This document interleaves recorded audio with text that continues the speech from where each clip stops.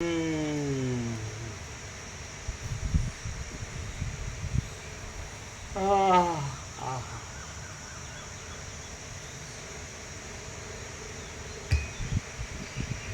વસિષ્ઠ બોલ્યા, આ જગતરૂપી ભ્રમ જેમ આકાશમાં લીલા કાળા રંગ ભ્રમને લીધે જોવામાં આવે છે તેમ ઉત્પન્ન થયો છે. જો તેના અત્યંત અભાવનું જ્ઞાન દ્રઢ રીતે થાય તો તેનું અધિષ્ઠાન બ્રહ્મ સ્પષ્ટ જાણવામાં આવે છે. બધા બ્રહ્મ વિશે પરમાત્મા વિશે શબ્દોમાં જાણે છે, પણ એમને અહમનો ભ્રમ ને જગતનો ભ્રમ એ સાચો માને છે ને એવી રીતે વર્તે છે, એટલે બ્રહ્મ પરમાત્મા અનુભવાતા નથી. અને જ્યાં અહમનો ભ્રમ અને જગતનો ભ્રમ છે જ નહીં, તો ત્યાં જ બ્રહ્મ પરમાત્મા અનુભવાય છે અને એ જ રહેલા છે. અને કોઈ અહમનો ભ્રમ ને જગતનો ભ્રમ બ્રહ્મ નથી, પરમાત્મા નથી. એ કેવી રીતે ખબર પડે? ખબર જ એ અહમનો ભ્રમ ને જગતનો ભ્રમ હોય ને તો એને અભાવ માટેની ઈચ્છા પૂરી થાય નહીં, અને આ બ્રહ્મનો આનંદ અને સાચી શાંતિ એ હોય નહીં. અને જેને અહમનો ભ્રમ ને જગતનો ભ્રમ ન હોય ને, અને એ પોતે જ બ્રહ્મરૂપ હોય ને પરમાત્મા, તો એને મહાચિદાકાશ પરમ આનંદ પરમ શાંતિ હોય. અને બોલે ખરો, આ પરમ આનંદ પરમ શાંતિ બોલે ખાલી. અનંત પ્રકાશ, અનંત આનંદ, અનંત શાંતિ, પોપટલાલ એને અનુભવ હતો ને, અનુભવ એને તો આજે હું આ છું, ઘર જોઈએ, ધન જોઈએ, આવું જોઈએ, તેવું જોઈએ. થોડું જોબ હોય તો સારું, થોડું બિઝનેસ હોય તો સારું, થોડી આમદાની હોય તો, થોડી પ્રોપર્ટી હોય તો. બ્રહ્મવાળાને વાસના હોય, અવિદ્યા વાસનાના સંકલ્પ હોય, હું ને જગતનો ભ્રમ હોય, હું ને મારુંનો ભ્રમ હોય, પછી દેખાદેખી ચર્ચા ચર્ચી હોય કે લાઈફસ્ટાઈલ અત્યારે વર્લ્ડમાં આવી છે. થોડું આપણે હાવ પછી ઝાડ નીચે રહીએ તો હાવ કાંઈ ન લાગીએ. થોડું સામાન્ય મકાન તો સારું હોવું જોઈએ. એકચ્યુઅલી તમે જોશો કે બ્રહ્મે મકાન બનાવ્યું નથી. બ્રહ્મનો વિવર્ત છે, જે આભાસ છે, તો પ્રતિભાસ છે, એમાં પણ મકાન દુકાન નથી, અને સોનુંય નથી, અને વાહને નથી, અને પ્રોપર્ટી નથી, હું મારું નથી, અને રાગદ્વેષ નથી, એને દેખાદેખી ચર્ચા ચર્ચી નથી, કમ્પેરિઝન બ્રહ્મમાં કાંઈ નથી. પરમાત્મા ચિદાકાશમાં પણ ધારો કે એમાં ભ્રમ દેખાય તો મહાસાગરમાં મોજા દેખાય તો મહાસાગર છે એવી રીતે દેખાય. એમ માચિદાકાશમાં સૃષ્ટિરૂપી મોજા દેખાય તો માચિદાકાશ જ છે, સૃષ્ટિરૂપી મોજા છે જ નહીં એવી રીતે દેખાય. એને આપણે કુંવારકા કુદરત કહીએ. એટલે દાખલા તરીકે માચિદાકાશ છે એ દ્રશ્યરૂપે ભાસતું હોય, પણ માચિદાકાશ જ દેખાતું હોય, અનુભવાતું હોય, એને આપણે કુંવારકા કુદરત કહીએ. કુંવારકા કુદરત એ કોઈ ભ્રાંતિ નથી, પણ એ માચિદાકાશ છે. કુદરતનો ખોળો એટલે ભગવાનનું ઘર. અને એમાં જે કીધું ને કે અવિદ્યા વાસનાનો સંકલ્પ, અહમ ને જગત, હું મારું, રાગ એ બધું ના હોય. એટલે ખબર પડી જાય. અમે જેને કુંવારકા કુદરત કહીએ છીએ, માચિદાકાશને કહીએ. તો કઈ રીતે કે માચિદાકાશ જે અનંત એકરસ નિરાકાર માચિદાકાશ, અનંત એકરસ નિરાકાર સચ્ચિદાનંદ છે, તો એને અમે એ આ બધું દેખાય તો એને જ અમે માચિદાકાશને અમે કુંવારકા કુદરત કહીએ. તો એમાં અહંકારનો ભ્રમ ન હોય, આ જગતનો ભ્રમ ન હોય, પછી ઉમારુનો ભ્રમ ન હોય, પછી રાજ્ય ભોગો લક્ષ્મીનો ભ્રમ ન હોય, એને અમે કહીએ કુદરતનો ખોળો એટલે ભગવાનનું ઘર. અહીંયા તમને રાજ્ય ભોગો લક્ષ્મીનો ભ્રમ ન દેખાય, અવમન વાસનાનો ભ્રમ ન દેખાય, જીવ જગતનો ભ્રમ, દ્રષ્ટાદ્રશ્યનો ભ્રમ ન દેખાય, જન્મ મૃત્યુ એ સંસારનો ભ્રમ ન દેખાય. આમ સીધું જેમ કે સ્વયં માચિદાકાશ આત્મા એકલો પ્રકાશે છે.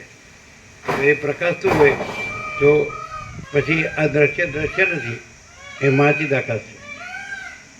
જો દ્રશ્ય છે એમાં દ્રશ્યનો ભ્રમ ન હોય તો એ માચિદાકાશ છે, અને માચિદાકાશમાં દ્રશ્યનો ભ્રમ હોય તો એ ભ્રમ છે.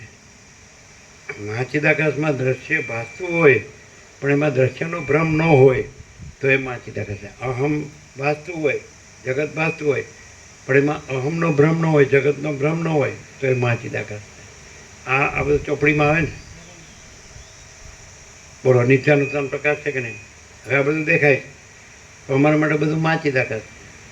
કારણ કે અહમનો ભ્રમ નથી, જગતનો ભ્રમ નથી, હું મારોનો ભ્રમ નથી, રાગદ્વેષનો ભ્રમ નથી, દેખાદેખી ચર્ચાનો ભ્રમ નથી. બોલો કેમ છે?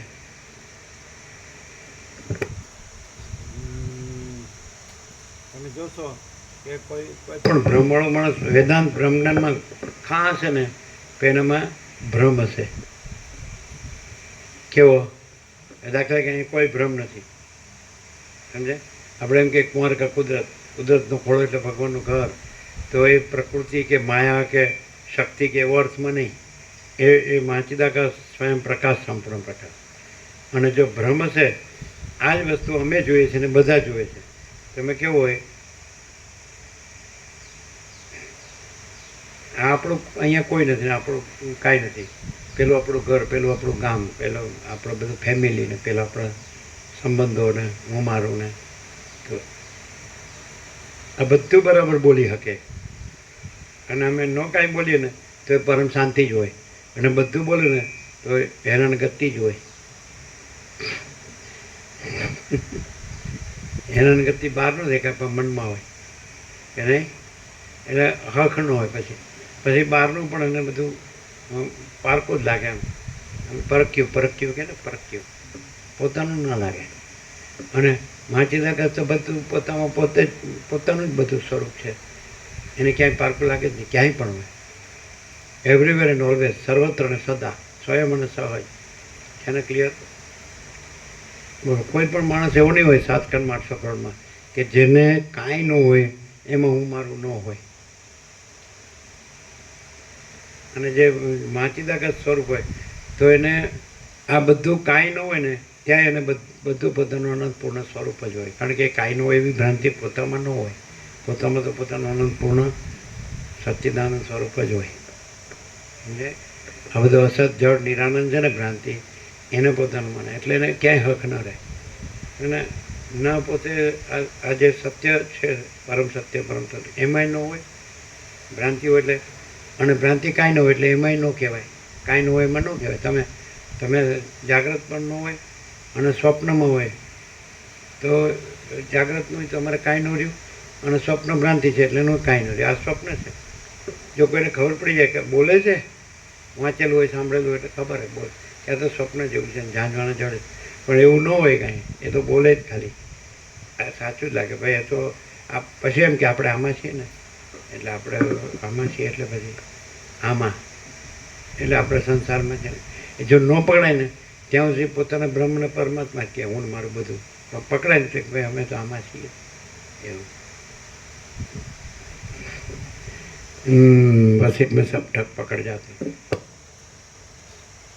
એક માણસ છે એ ફૂલ વેદાંત જાણતો અને બોલતો હોય, અને એક માણસ બિલકુલ વેદાંત બ્રહ્મજ્ઞાન ન જાણતો ન બોલતો હોય, તો એને પરમ શાંતિ હોય. પહેલાંના અંદર અભાવ માટેની ઈચ્છા પડી જાય, સાલા આ વસીતમાં ફસાઈ ગયા, હું છૂટું તો કહું વિકાસ કરું ભ્રાંતિમાં એમ કહે. આજે જે એને વેદાંત ગોખ્યો હોય ને એને સમજ ન પડે. કેમ કે એને ગોખેલું હોય ને ત્યાં એની જે અભાવો હોય, ઈચ્છા પૂરી ન થતી હોય, અજંપો હોય, કંઈ કરતાંય હક ન વળતું હોય, પણ જેવું આ સાંભળે એટલે ખબર પડે કે આ હું એને વાસના હોય એટલે મજા ન આવે, શાંતિ ન હોય.